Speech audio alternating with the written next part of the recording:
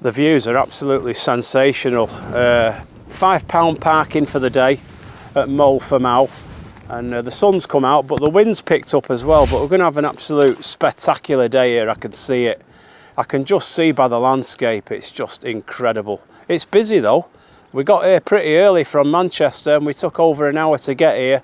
We've got an elevation of 1,200 feet, but the wind's picking up. But the landscapes is absolutely breathtaking, to say the least. Moel Famau means Mother Mountain in Welsh. At 554 metres, 1,818 foot, is the highest summit in the Clwydian Range.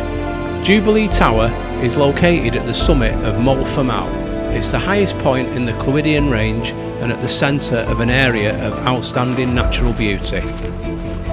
Construction of the tower began in 1810 to commemorate the Golden Jubilee of King George III. I mean, the main objective for today's walk is we was going to explore and get to the Jubilee Tower, because I think it was built for King Henry III. There's a bit of history behind it, but we're going to look into it anyway. And it's going to be a good walk up there, but we're going to get up there because we've come this far. And we're in Moel Famau, by the way, just in Ruffin in Wales. So I've had to take my hat off because it's blowing all over the place. Nearly lost it a couple of times. Anyway, as you can see, we're nearly in sight. I've got the castle in sight now, or the tower rather. People have been calling it castle down here, but it's the Jubilee Tower, I believe, in just outside Ruffin in Wales. But tremendous day anyway. The views are absolutely brilliant, as you know. Great views, and we're going to climb this big hill and get to the Jubilee Tower, and then we've conquered it for the day. So I've just stopped for a few minutes and bumped into Gabs. Hello everybody. Fantastic, because he's local to this area, aren't you? I am, John, yeah. Gabs is local to the area. Obviously you do know him anyway on the videos, and Daisy's here. She's just having a bit of a lie down, a little bit of a breather.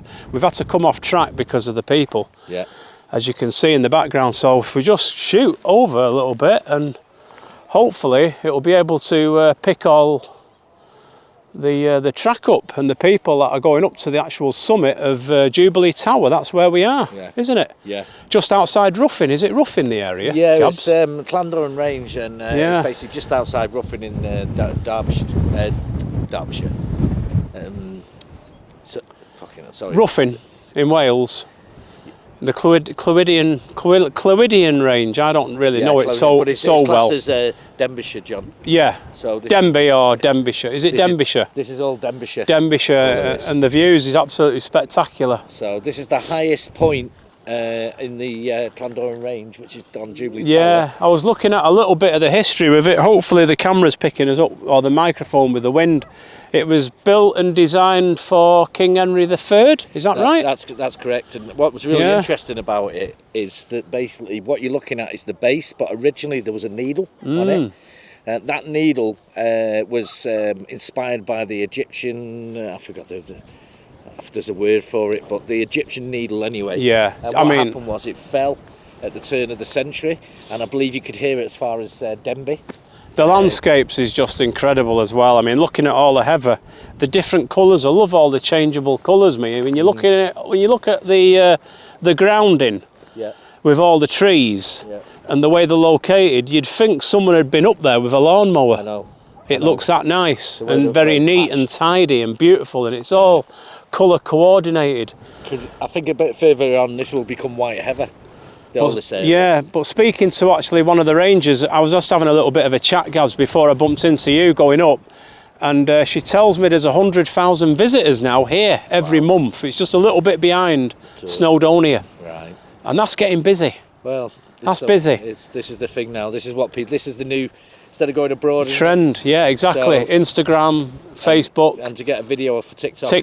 That's it. Get a selfie, you know. So, and a lot of people do actually come unprepared, because what they'll do, they'll bring the dogs up here, and what they think is that basically there's water breaks on this route, but unfortunately there isn't any places of water source for the dogs.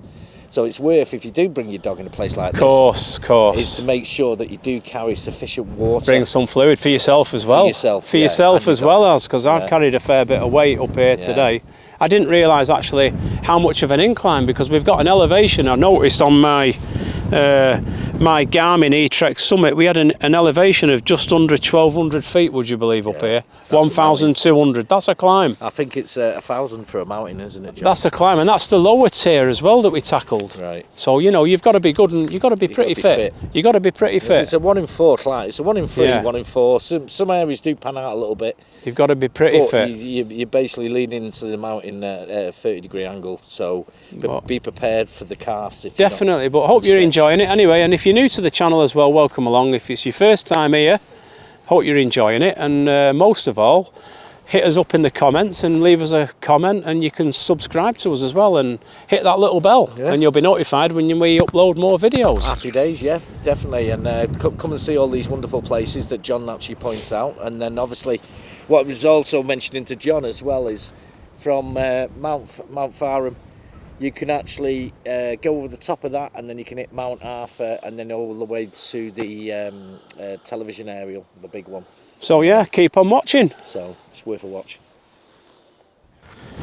Right, we've finally done it. A bit windy up here, but anyway, nevertheless, we've got the trig point, and we can see the Jubilee Tower in sight.